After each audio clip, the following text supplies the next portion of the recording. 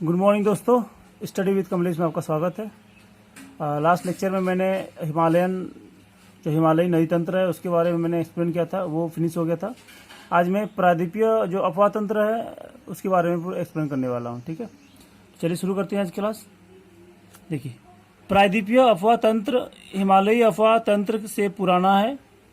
यह तथ्य नदियों की प्रौढ़ावस्था और नदी घाटियों के चौड़ा एवं उथला होने से प्रमाणित होता है। ठीक है ना। देखिए, जो हमारा प्रायद्वीपीय जो अफवाह तंत्र है ये हिमालय की तुलना में क्या है, बहुत ही पुराना है। मैंने मैं बता चुका हूँ कि जो पेनिनसुला प्लेट्यू है या प्रायद्वीपीय भारत है वो क्या है, उसका एज क्या है, हिमालय की तुलना में बहुत ज्यादा है। ठीक है, इसलिए इसका जो अफवाह तंत्र भी होगा वो क्या होगा, पुराना होगा। इसका प्रमाण क्या है, उसका प्रमाण क्या है, नदियों की प्रौढ़ावस्था, मतलब ये मैच्योर स्टेज में है। नदियां क्या है, मैच्योर स्टेज में है। मैच्योर स्टेज पता कैसे करें, देखिए जहां पे कहीं पे भी आप ये भी आकार की वैली देखिए, गॉर्ज देखिए, गॉर्ज जहां बनता है वो क्या होगा, यंग स्टेज में होगा, युवा अवस्था में होगा। अब प्रौढ़ावस्था में कौन होगा, मतलब मैच्योर स्टेज, मतलब ओल्ड स्टेज में होगा, या फिर हम लोग मिडिल स्टेज बोल सकते हैं उसको।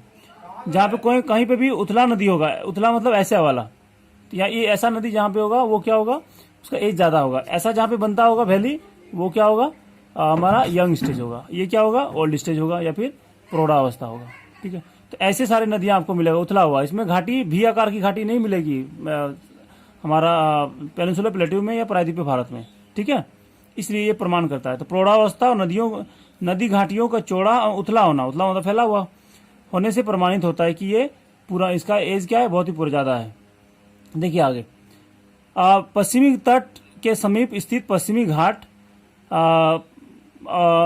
घाट बंगाल की खाड़ी में गिरने वाली प्रायद्वीपीय नदियां और अरब सागर में गिरने वाली छोटी नदियों के बीच जल विभाजक का काम करती है।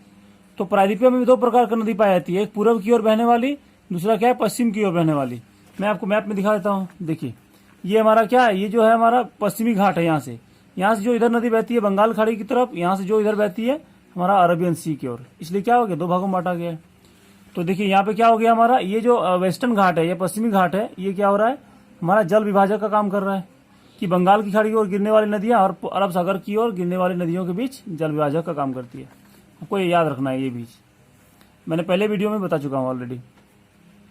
आगे देखिए, नर्मदा और ताप्ती को छोड़कर अधिकतर प्रायद्वीपीय नदियां पश्चिम से पूर्व की ओर बहती है। ठीक है ना, क्योंकि नर्मदा और ताप्ती पूर्व से पश्चिम की ओर बहती है।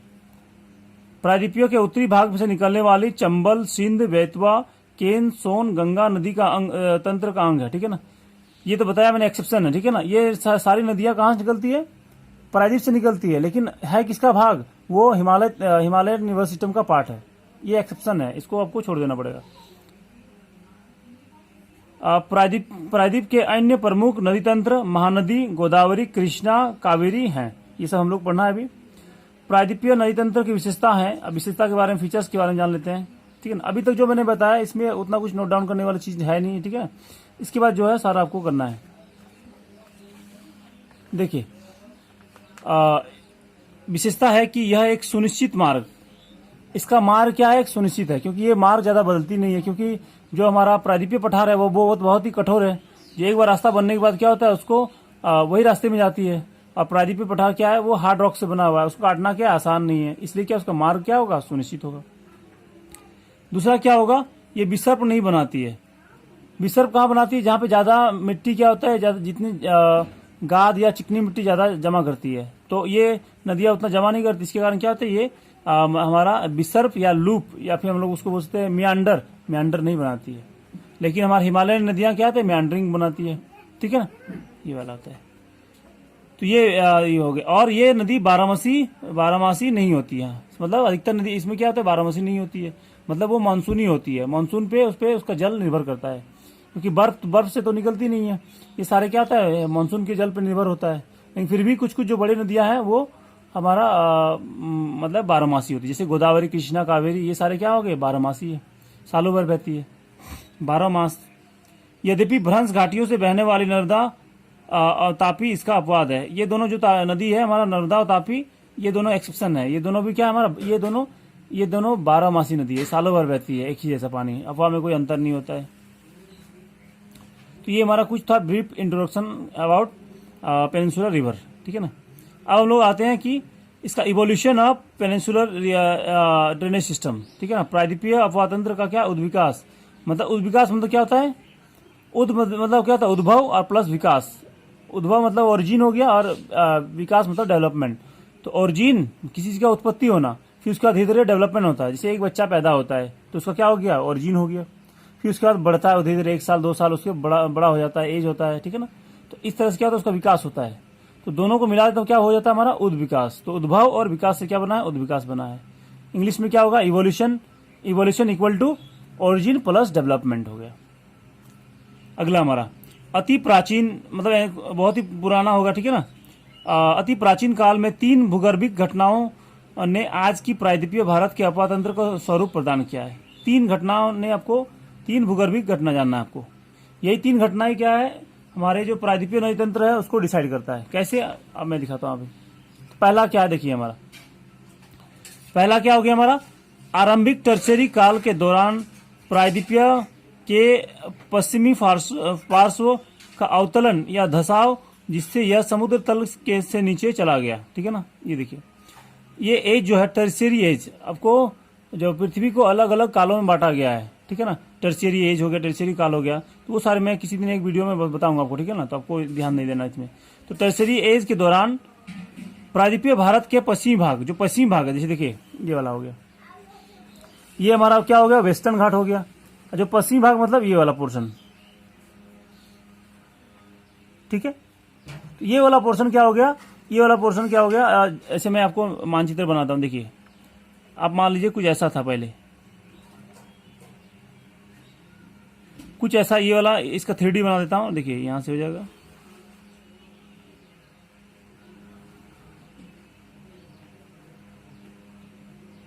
ठीक है ना। ये वाला 3D है। अब मान लीजिए कि यहाँ पे ये वाला पार्ट हमने तोड़ दे, ये टूट जाएगा। ये वाला क्या, पश्चिम वाला भाग है, ये वाला टूट जाने के कारण कैसा होगा, इसका फिगर बनेगा तो कुछ ऐसा बनेगा।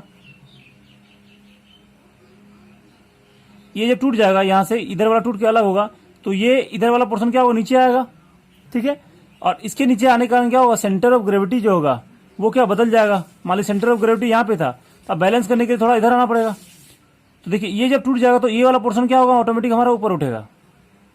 ये नीचे आ गया, ये नीचे आ गया, तो ये वाला क्या होगा, ऊपर उठेगा। तो अब कैसे बनेगा हमारा, देखिए अब फिगर जो होगा हमारा समथिंग ऐसा बनेगा, ठीक है। देखिए ये नीचे आ गया और ये हमारा उठ गया। तो ये उठा हुआ भाग क्या है हमारा, वेस्टर्न घाट है, ये वाला पूरा पोर्शन। तो हमारा जो पश्चिमी घाट, ये हमारा पश्चिमी घाट का जो हमारा पश्चिमी पार्ट है, ये वाला नीचे जमीन धस गया, इसके कारण क्या होगा, पश्चिमी घाट ऊपर उठ गया। और इधर में क्या, इधर क्या हो गया, इसका ढाल इधर झुक गया, ठीक है ना। इसीलिए क्या, सारी नदियां क्या होती है हमारे इधर से इधर आती है। ये पहला हमारा घटना हुआ था, ठीक है ना। ये कब हुआ था हमारा, ऐसा हुआ था हम लोग का टर्शियरी काल में। देखिए ये टर्शियरी काल में ऐसा हुआ था कि प्रायद्वीप का जो पश्चिमी पार्श्व है, वेस्टर्न फ्लैंक है, ये क्या होगा, अवतरण मतलब सबमर्जेंस हुआ था। सबमर्ज मतलब जब कोई जमीन किसी समुद्र में डूब जाए तो उसे क्या कहा जाता है, सबमर्ज कहा जाता है, या फिर इसको धसाव कहा जाता है, ठीक है। सबमर्ज मतलब क्या होता है, जमीन का समुद्र में डूब जाना। देखिए पश्चिमी भाग क्या हो गया प्रायद्वीप का, वो जमीन में डूब गया। इसके कारण क्या हो गया हमारा,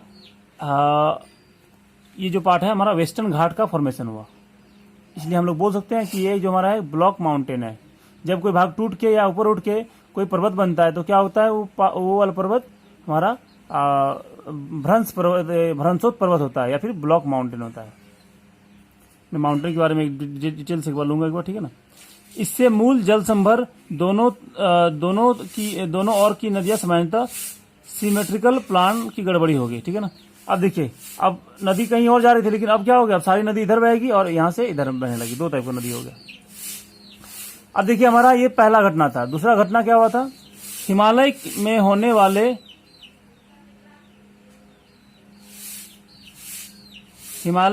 वाले जो प्रोत्थान है, अपहिल मतलब प्रोत्थान मतलब ऊपर उठना, हिमालय के प्रोत्थान के कारण, ठीक है। तो हिमालय के प्रोत्थान के कारण प्रायद्वीपीय खंड में उत्तरी भाग का अवतलन हुआ, ठीक है ना।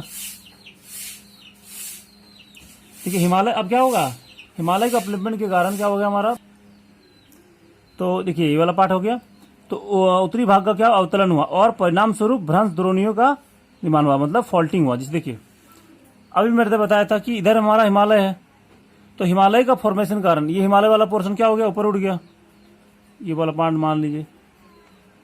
तो इधर इधर इधर हमारा क्या हो गया, उठने के कारण ये वाला पोर्शन ऊपर उठ गया। तो इसके कारण क्या हो गया, हमारा जो इस वाले भाग में क्या हो गया ना, ये टूट गया। देखिए कौन सा टूट गया हमारा पोर्शन, ये वाला पोर्शन। तो इसके कारण क्या हो गया, यहाँ पे ये वाला जमीन क्या हो गया, नीचे धस गया, यहाँ पे भी जमीन नीचे धस गया। ठीक है, तो ये जो जमीन फॉल्ट हुआ, ठीक है ना, जमीन धसना इसी को कहा जाता है फॉल्ट या फिर भ्रंश घाटी। तो इससे और इसी फॉल्ट से हमारा क्या बहती है, जब ये जमीन धस गया तो क्या होगा, इधर वाला पोर्शन उठ गया, तो इससे हमारा क्या बन गया, विंध्याचल पर्वत बन गया। और इसके बीच वाला क्या बन गया हमारा, सतपुड़ा, और नीचे हमारा क्या बन गया, अजंता। तो विंध्याचल, सतपुड़ा और अजंता श्रेणी का निर्माण हुआ 3, और बीच में 2 घाटी, नर्मदा घाटी, नर्मदा भ्रंश घाटी और ताप्ती भ्रंश घाटी। यहीं से नर्मदा नदी बहती है और यहाँ से सतपुड़ा नदी। ये दूसरा हमारा घटना हुआ। ठीक है, तो इसके कारण क्या है, हमारा नर्मदा नदी क्या है, पश्चिम की ओर बहती है और ताप्ती नदी पश्चिम की ओर बहती है। ये दूसरा घटना हो गया। तो नर्मदा और तापी नदी, देखिए सॉरी, यहाँ पे नर्मदा और तापी नदी इन्हीं भ्रंश घाटियों, भ्रंश द्रोणियों से बह रही है। और अपरद पदार्थ, मतलब जो इससे इरोडेड मटेरियल है, ठीक है ना, जो इरोजन होने का जो मटेरियल हो गया, मूल दरारों को भर रही है। ठीक है, इसलिए इन नदियों में जलोढ़ और डेल्टा निक्षेप की कमी पाई जाती है। ठीक है, अब बताइए, ये जमीन क्या हो गया, हमारा गड्ढा हो गया। तो यहां से जब नदी बहने लगी तो क्या होगा, सारा मटेरियल क्या होगा, जितना अपर्दन हुआ, अपर्दन से सारा जो पदार्थ क्या होगा, इसी गड्ढे में भरना शुरू हुई। भरते भरते क्या हो गया, गड्ढा में भरने लगा। जब गड्ढे में भरेगा, फॉल्ट में भरेगा, तो यहाँ पे क्या होगा, जलोढ़ मिट्टी का क्या होगा, वह होगा। लेकिन जो हमारे प्रायद्वीपीय नदी में ऐसा कोई बात नहीं था, इसलिए क्या यहाँ पे जलोढ़ मिट्टी की भरपूर मात्रा में पाई जाती है। लेकिन नर्मदा और ताप्ती नदी में क्या है, जलोढ़ मिट्टी का अभाव पाया जाएगा आपको। ये सारे क्वेश्चन आपको कभी भी यूपीएससी वगैरह में या पीसीएस में आपको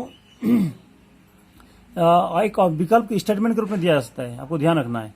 क्यों नर्मदा नदी किनारे या फिर हमारा ताप्ती नदी किनारे जलोढ़ मिट्टी का अभाव पाया जाता है क्योंकि सारा मिट्टी तो वो जो गड्ढा को या फॉल्ट को भरने में लगा रही है, तो वहां का मिट्टी कहाँ बचेगा, सारा तो नीचे चला जा रहा है। ठीक है, ये तीसरा क्या हो गया, इसी काल में प्रायद्वीप खंड का जो हमारा नॉर्थ वेस्टर्न पार्ट है, मतलब उत्तर पश्चिमी दिशा से दक्षिण पूर्व दिशा में ये झुक गया। परिणाम स्वरूप इसका अफवाह बंगाल की खाड़ी की ओर उन्मुख हो गया। जिसे मतलब देखिए, उत्तर पश्चिम, उत्तर ये वाला हो गया हमारा, पश्चिम क्या हो गया, इधर वाला पोर्शन, मतलब, और इधर हमारा क्या हो गया, दक्षिण और पूर्व, मतलब ऐसे इस डायरेक्शन में आप देखेंगे तो ऐसे इसका ढाल क्या हो गया, इस डायरेक्शन में, इस तरह से मुड़ गया, इधर से ऐसे, मतलब इस डायरेक्शन में ढाल हो गया, इस तरह से। इसलिए क्या हो गया, अफवाह तंत्र क्या हो गया हमारा बंगाल की खाड़ी को हो गया। इसलिए सारे नदियां, अधिकतर नदियां कहाँ है, बंगाल की खाड़ी को जल विसर्जित करती है। तो ये 3 प्रमुख घटना है। आपको ये 3 घटना जब तक याद नहीं रखेंगे, आपको अफवाह तंत्र समझ में नहीं आएगा। तो इसलिए क्या है, सारा नदियां, अधिकतर नदियां क्या है, बंगाल की खाड़ी को जल विसर्जित करती है। ठीक है, अब हम लोग शुरू करते हैं 1 by 1 पेनिनसुलर रिवर सिस्टम के बारे में। देखिए क्या है हमारा, प्रायद्वीपीय नदी तंत्र में अनेक नदी तंत्र है, जिसका विवरण इस प्रकार है। तो पहला हम लोग क्या देखना है, महानदी नदी तंत्र। तो महानदी नदी तंत्र में कौन कौन सा आएगा, महानदी छत्तीसगढ़ के रायपुर जिले में सिहावा के निकट से निकलती है। देखिए सिहावा एक पहाड़ी है, ये कहाँ पे मिलेगा आपको, ये आपको मिलेगा, यहाँ पे देख सकते हैं आप, ये हमारा क्या है, मैकाल श्रेणी है। और मैकाल श्रेणी में एक जगह पहाड़ी का नाम क्या है, सिहावा पहाड़ी, यहाँ से निकलती है कौन, हमारा महानदी। ठीक है, और छत्तीसगढ़ से होते हुए उड़ीसा से बहती हुई अपना जल बंगाल की खाड़ी में, देखिए यहाँ पे, सॉरी दिख नहीं रहा आपको, महानदी छत्तीसगढ़ के रायपुर जिले से में सिहावा निकट निकलती है और उड़ीसा से बहती हुई अपना जल बंगाल की खाड़ी में विसर्जित करती है। तो मतलब 2 स्टेट से बहती है, छत्तीसगढ़ और उड़ीसा।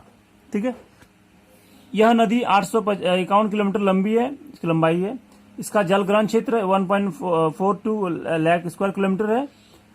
इसके निचले मार्ग का नौ संचालन में भी उपयोग किया जाता है, क्योंकि देखिए कोई भी नदी का क्या होगा, देखिए कोई भी प्रायद्वीपीय नदियां हैं उसमें नौ संचालन के लिए नहीं हो सकता है, संभव नहीं है। ठीक है ना, कहाँ पे संभव होगा, संभव उसके मुहाने पे होगा, क्योंकि प्रायद्वीपीय नदियां में क्या होती है, उबड़ खाबड़ होती है, एक समान नहीं होता है।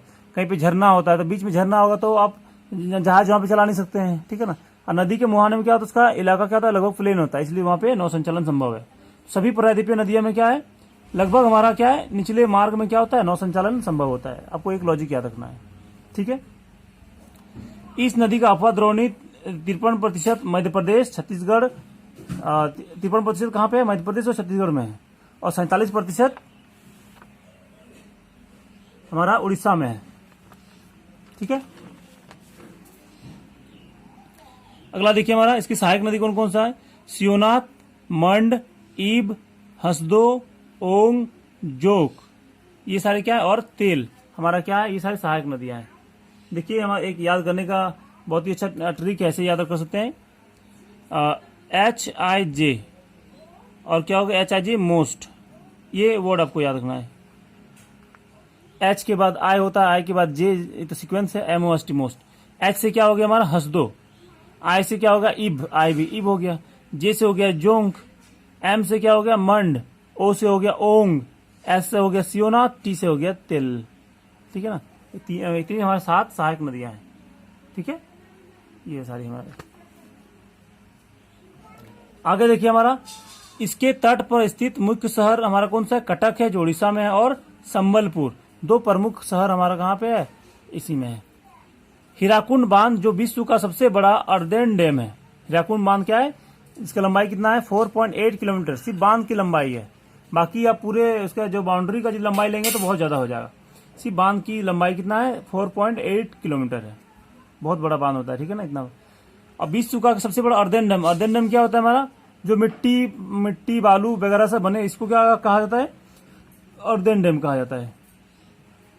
यह नदी छत्तीसगढ़ और उड़ीसा दोनों में सबसे बड़ी नदी है, ये भी आपको याद रखना है। छत्तीसगढ़ की सबसे बड़ी नदी महानदी है, उड़ीसा की सबसे बड़ी नदी महानदी है। महानदी की सबसे लंबी सहायक नदी शिवनाथ छत्तीसगढ़ के दुर्ग शहर से गुजरती है। तो दुर्ग शहर बहुत ही फेमस है, आपको अभी आएंगे जब लोग खनिज में पढ़ेंगे तो आपको दुर्ग शहर का इंपॉर्टेंस समझ में आएगा, ठीक है ना। इसलिए दुर्ग शहर कहाँ है, शिवनाथ नदी किनारे है, और यह नदी क्या है, महानदी की सबसे लंबी सहायक नदी है, ठीक है। ये हो गया हमारा, तो ये हमारा कंप्लीट हो गया किसका, महानदी के बारे में। सारी महानदी हमारा जो पेनिनसुलर रिवर सिस्टम में बहुत सारी छोटी छोटी रिवर से बना है, ठीक है। अगला देखिए हमारा गोदावरी नदी तंत्र। गोदावरी नदी तंत्र सबसे बड़ा प्रायद्वीपीय नदी तंत्र है, सबसे बड़ा प्रायद्वीपीय नदी तंत्र है। इससे बड़ा कोई साउथ इंडिया में या फिर पेनिनसुलर प्लेट्यू का कोई इतना बड़ा नदी तंत्र नहीं है। इसे दक्षिण गंगा के नाम से आता है, ठीक है। दक्षिण गंगा क्यों, क्योंकि भारत गंगा क्या है, भारत की सबसे लंबी नदी है। इसी प्रकार गोदावरी दक्षिण भारत की क्या है, सबसे लंबी नदी है, इसलिए इसको क्या कहा जाता है, दक्षिण गंगा के नाम से आता है, ठीक है। यह महाराष्ट्र के नासिक जिले से, जिले का नाम क्या है, नासिक जिला। मैं आपको लोकेशन दिखाता हूं आपको, ये देखिए, ये आपको यहाँ पे आएगा, ये नासिक जिला है हमारा, यहाँ से निकलती है। लेकिन इस जिले का देखिए, यहाँ पे जिले में तो ये है, लेकिन पर्वत का नाम क्या हमारा, ब्रह्मगिरी पर्वत, ये छूट गया था, मैंने इसको साइड में लिख दिया हूँ। और जगह का नाम क्या है, त्र्यंबकेश्वर। तीनों में से किसी ऑप्शन को दिया सकता है, ठीक है ना, आपको ध्यान रखना तीनों, त्र्यंबकेश्वर, ब्रह्मगिरी पर्वत या फिर नासिक जिला। और बंगाल की खाड़ी में अपना जल विसर्जित करती है। इसकी सहायक नदियां महाराष्ट्र, मध्य प्रदेश, छत्तीसगढ़, उड़ीसा और आंध्र प्रदेश राज्यों से गुजरती है, ठीक है। इसको आपको ध्यान में देना है। इसकी लंबाई 1465 किलोमीटर है, जिसकी जलग्रहण क्षेत्र 3.13 लाख वर्ग किलोमीटर है। इसके जलग्रहण क्षेत्र का 49% महाराष्ट्र, 20% मध्य प्रदेश और छत्तीसगढ़ में है, और शेष भाग आंध्र प्रदेश में पड़ता है। इतना आंध्र प्रदेश और तेलंगाना में पड़ता है। इसकी मुख्य सहायक नदियां पेनगंगा, ये ट्रिब्यूटरी आपको याद रखना है, इंद्रावती, पूर्णा, प्राणहिता और मांजरा है। 5 हमारे क्या है, इसकी मुख्य सहायक नदियां हैं, है तो बहुत सारी इतनी, ठीक है ना। देखिए इसमें भी गंगा लगा हुआ है, क्योंकि ये भी क्या है, दक्षिण भारत की गंगा है, इसलिए पेनगंगा लगा हुआ है। वेन गंगा भी आपको मिलेगा, वेन गंगा, तो ये भी क्या है, इसी का पार्ट है। मैंने एक क्वेश्चन दिया था टेलीग्राम में, आपने ध्यान दिया होगा, ठीक है। देखिए आगे क्या है, पोलावरम पोलावरम आंध्र प्रदेश में है। पोलावरम के दक्षिण में, जहां से इसके निचले मार्ग में भारी बाढ़ आती है, पोलावरम आंध्र प्रदेश में है। क्योंकि आंध्र प्रदेश से नीचे क्या होता है, ये मैदानी इलाका बन जाता है, ढाल कम हो जाती है, इसलिए बाढ़ आती है वहां पे। गोदावरी एक सुदृढ़ प्रपात की रचना करती है, मतलब जल प्रपात की निर्माण करती है।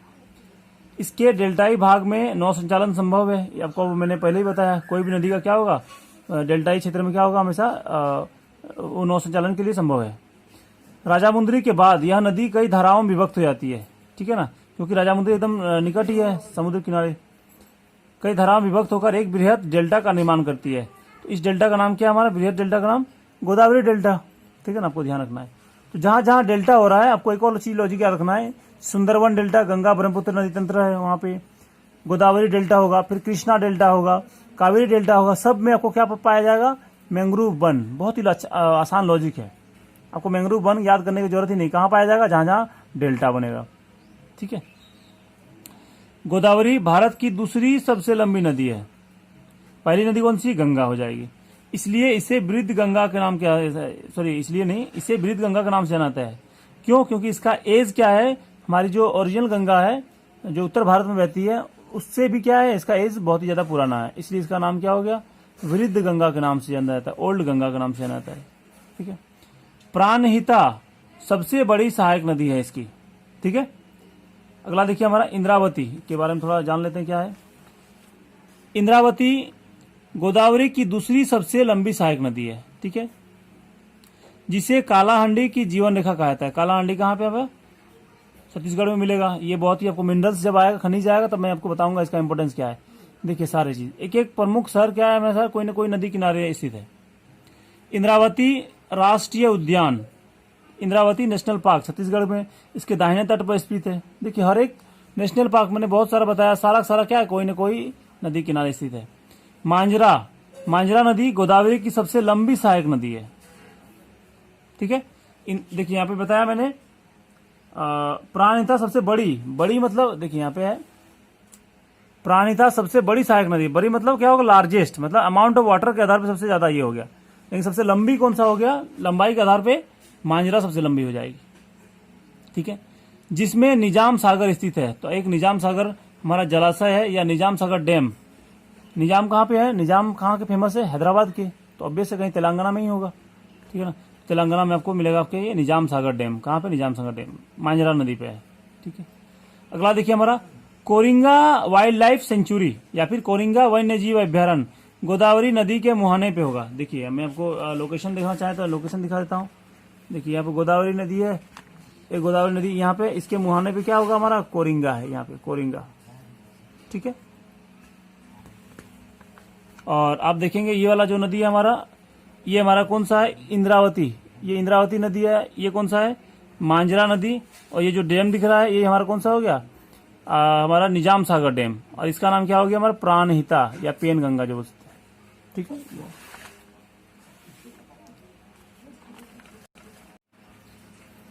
ठीक है, तो ये देखिए हमारा क्या था, ये अभी बताया कोरिंगा वन्य जीव अभ्यारण्य। ये गोदावरी नदी के मुहाने पे आंध्र प्रदेश में स्थित है। यह भारत का दूसरा सबसे बड़ा मैंग्रोव आच्छादित क्षेत्र है। मैंने अभी बताया जहां जहां ये जो कोरिंगा वन्य जीव अभ्यारण्य है, ये कहाँ पे है, हमारा कोरिंगा क्या है, हमारा ये गोदावरी डेल्टा पे स्थित है। तो ऑब्वियस क्या है, मैंग्रोव होगा। ये दूसरा सबसे बड़ा मैंग्रोव आच्छादित क्षेत्र है। तो पहला कहाँ पे है, भारत का पहला सबसे ज्यादा मैंग्रोव आच्छादित क्षेत्र कहाँ होगा, वो हमारा सुंदरवन डेल्टा होगा, ठीक है। अगला देखिए एतुनागरम वन्यजीव अभ्यारण्य तेलंगाना, कवल अभ्यारण्य तेलंगाना, इसी नदी के किनारे स्थित है। सारा दोनों तेलंगाना में है। कहाँ पे है हमारा, देखिए एक नदी किनारे कितने सारे जीवन को पोषित करती है, ठीक है ना, आपको पता चलेगा कि नदी का इंपोर्टेंस क्या है। पूर्णा नदी गौताला वन्यजीव अभ्यारण्य से होकर गुजरती है। पूर्णा कौन सी नदी, गौताला वन्यजीव अभ्यारण्य, ठीक है। अगला देखिए हमारा प्राणहिता नदी महाराष्ट्र के विदर्भ क्षेत्र से होकर गुजरती है। ठीक, हर एक चीज का विदर्भ, आपको पता है कि रणजी ट्रॉफी में एक क्रिकेट टीम भी है, विदर्भ क्रिकेट एसोसिएशन, ठीक है ना। या मैच भी होता है। महाराष्ट्र में 3 क्रिकेट स्टेडियम है, विदर्भ में हो गया, महाराष्ट्र क्रिकेट स्टेडियम वाला जो हमारा थाने, क्या नाम है उसका मैं भूल रहा हूँ, थाने जो हमारा वानखेड़े है, ठीक है ना, मुंबई में, जो एक विदर्भ हो गया, एक सौराष्ट्र हो जाएगा। 3 है हमारा, 3 क्रिकेट एसोसिएशन है, तो एक विदर्भ हो जाएगा। विदर्भ क्षेत्र से कौन सी नदी बहती है, प्राणहिता। ये विदर्भ इलाका क्या है ना, बहुत ही सूखा इलाका है। यहाँ के लोग, यहाँ के जो किसान होते हैं वो हमेशा फांसी लगा के जो सूखा के कारण क्या होता है, खेती बाड़ी नष्ट हो जाती है, तो ये लोग सूखे के कारण अपना जान गंवा देते हैं। ठीक है ना, देखिए फांसी ले लेते हैं। क्यों? ये वाला कारण देखिए, जो हमारा ये वाला रीजन है, आपको देखा पता चलेगा, ये जो रीजन है महाराष्ट्र का, ये वाला पोर्शन है, ये वाला पोर्शन क्या है हमारा, इसको विदर्भ बोला जाता है, विदर्भ वाला रीजन। मैं आपको एक दिन कभी रीजन के बारे में बताऊंगा, पूरा डिटेल में क्लास लूंगा एक दिन। ठीक है, तो ये हमारा हो गया गोदावरी नदी। अब अगली हमारी सहायक नदी है, जो सबसे बड़ी नदी है, वो मैं बताऊंगा कौन सी है, कृष्णा के बारे में। देखिए कृष्णा है, कृष्णा पूर्व दिशा में बहने वाली दूसरी बड़ी प्रायद्वीपीय नदी है। पहली कौन सी होगी हमारा, गोदावरी, दूसरी कौन सी हो जाएगी, प्रायद्वीपीय। कहां से निकलती है, सह्याद्री, सह्याद्री मतलब महाराष्ट्र में पश्चिमी घाट को सह्याद्री के नाम से जाना जाता है। सह्याद्री में महाबलेश्वर के निकट निकलती है। ओरिजिन कहाँ हो गया, महाबलेश्वर। इसकी कुल लंबाई 1401 किलोमीटर है। कोयना, तुंगभद्रा और भीमा, ठीक है ना, ये 3 इसकी सहायक नदी है। बहुत ही आसान है इसको याद करना। देखिए आपको ये पता होगा BHK, सॉरी GHK नहीं, GTB होता है। GTB नगर अपने दिल्ली वालों को पता होगा, गुरु तेग बहादुर नगर। ठीक है ना, तो ये हमारा क्या हो गया, घाट प्रभा, तुंगभद्रा, बी से क्या हो गया, भीमा, हमारी 3 नदी हो गया। ठीक है, तो ये वाला पार्ट 3 हमारी नदी। एक कोयना भी उसकी सहायक अलग से जोड़ सकते हैं, तो GTB नगर हमको याद रख सकते हैं, ये अब तक को आसानी से याद हो जाएगा। ठीक है, ये हमारी सहायक नदियाँ इतनी सारी। कोयना अलग से आप जोड़ सकते हैं, के कहीं पे जोड़ लें या ऐसा कुछ। ठीक है, तो ये 3-4 नदियां हमारा हो जाएगा, घाट प्रभा, तुंगभद्रा, भीमा और एक कोयना होगी हमारा। ये हमारी प्रमुख नदियां हैं, सहायक नदियां। अन्य सहायक नदियां पंचगंगा, दूधगंगा, मालप्रभा, मूसी नदी, ये हमारा उसकी अन्य सहायक नदियां हैं। इस नदी का जलग्रहण क्षेत्र 27% महाराष्ट्र में, 44% कर्नाटक में और 29% आंध्र प्रदेश और तेलंगाना में पड़ता है। ठीक है, इसका अगला खासियत देखिए, ये हमारा क्या है, यह भारत की चौथी सबसे बड़ी नदी है। ठीक है, पहला हो गया गंगा, दूसरा हो गया गोदावरी, तीसरा हो गया हमारा कौन सा हो गया तीसरा, सॉरी ये पहला तो हो गया हमारा गंगा, मतलब बड़ी, मतलब क्या हो गया, अमाउंट ऑफ वाटर। तो पहला हो गया हमारा गंगा हो गया, दूसरा ब्रह्मपुत्र हो जाएगा, तीसरा हमारा गोदावरी होगा, चौथा कृष्णा हो गया। बड़ी मतलब अमाउंट ऑफ वाटर, लंबाई और बड़ी में अंतर होता है, ये चीज ध्यान रखना आप। मैं लंबी नहीं लिखा हूं, बड़ी लिखा हूं। नागार्जुन सागर बांध, ये बहुत इंपॉर्टेंट बांध है। तुंगभद्रा बांध, तुंगभद्रा में देखिए 3 बांध हो गया, एक तो तुंग बांध हो गया, फिर दोनों क्या हो गया, भद्रा बांध। मैं आपको लोकेशन दिखा देता हूं आपको। ठीक है ना, ये देख लीजिए आप प्लस में, देखिए यहाँ पे, देखिए यहाँ पे भीमा नदी हो गई है। इधर से क्या हो गया, TB मतलब तुंगभद्रा। तो तुंगभद्रा 2 नदी से बना है, एक तुंग से बना है, तुंग रिवर, एक भद्रा रिवर। तो तुंग में एक तुंग डैम हो गया, भद्रा में भद्रा डैम हो गया, और दोनों को मिलने के बाद फिर एक डैम है, तो ये क्या हो गया, तुंगभद्रा डैम हो गया।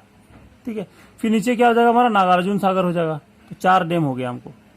ठीक है, आपको यहाँ पे मिलेगा।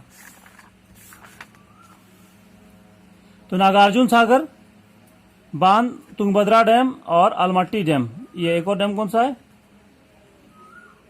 अलमट्टी डैम। इसे दूसरा नाम क्या था, लाल बहादुर शास्त्री डैम भी बोला था। श्रीशैलम बांध, ये कर्नाटक में है। इत्यादि कृष्णा नदी में स्थित है।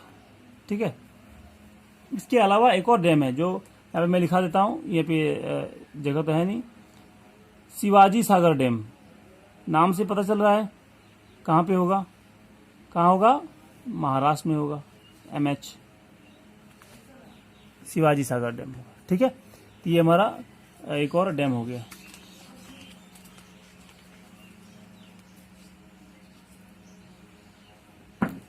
अगला देखिए हमारा, इतने सारे बांध आपको याद रखना है। यह नदी आंध्र प्रदेश तेलंगाना के बीच सीमा बनाती है। ठीक है ना, किसके बीच बनाती है सीमा, आंध्र प्रदेश और तेलंगाना के बीच सीमा बनाती है। विजयवाड़ा इसके बाएं तट पर स्थित है। कुरनूल तुंगभद्रा के किनारे स्थित है। विजयवाड़ा किसके तट पे है, हमारा कृष्णा के तट पे, और कुरनूल तुंगभद्रा के तट पे। सारे शहर आपको लिखना है, सारे इंपॉर्टेंट शहर है ये। ठीक है, अगला हम लोग देखते हैं किसमें, कावेरी नदी के बारे में। अगला कावेरी हो जाए। कावेरी कर्नाटक के कौन से जिले से निकलती है? कोगाडू डिस्ट्रिक्ट से। आपको लोकेशन देखना होगा तो आप देख लीजिए यहाँ पे। ये हमारा कावेरी नदी है, ये इलाका क्या हो गया हमारा? कोगाडू हो गया। फिर कहाँ? ये इसका आउटफ्लो हो जाएगा इधर, मतलब ये वाला इलाका। कोगाडू जिले के ब्रह्मगिरी पहाड़ियों से निकलती है। इसकी लंबाई 800 किलोमीटर है। अफवाह क्षेत्र उसको याद करना नहीं है आपको, कितनी लंबाई है। सो प्रायद्वीप की अन्य नदियां की अपेक्षा कम उतार चढ़ाव के साथ यह नदी लगभग सारा साल बहती है। ठीक है ना। ये क्वेश्चन यूपीएससी में पूछा गया था, क्या कारण है कि कावेरी नदी सालों भर बहती है। ठीक है ना। जितनी प्रायद्वीपीय नदी है उसमें उतार चढ़ाव बहुत ही ज्यादा दिखाई मिलता है, लेकिन इसमें बहुत ही कम उतार चढ़ाव है। क्यों? इसका कारण देखिए, क्योंकि इसकी ऊपरी जल ग्रहण क्षेत्र, जो ऊपरी भाग में जो है ना, जल कहाँ से मिलता है उनको? दक्षिण पश्चिम मानसून से मिलती है। गर्मी के मौसम जो मानसून आती, बारिश होती है, उसके कारण होती है। और जो निम्न क्षेत्र है, निचला वाला भाग है, उसको उत्तर पूर्वी मानसून, मतलब लौटते समय, सर्दी के मौसम में जो मानसून वापस लौटती है उस समय से बारिश होती है।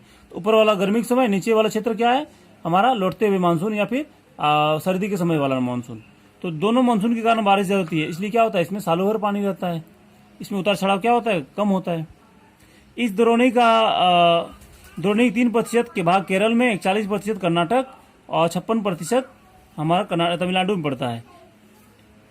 इसकी प्रमुख सहायक नदियां काबिनी, भवानी, अमरावती और हेमावती है।